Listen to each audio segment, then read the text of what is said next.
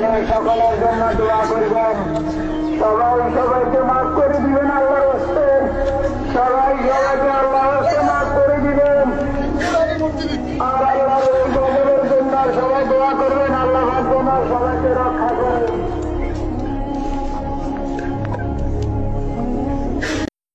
সকলের জন্য দোয়া করবেন। সবাই সবাইকে মাফ করে দিবেন আল্লাহর হস্তে। সবাই সবাইকে আল্লাহর হস্তে মাফ করে দিবেন। আর আল্লাহর এই গজবের জন্য সবাই দোয়া করবেন, আল্লাহ যেন সবাইকে রক্ষা করেন।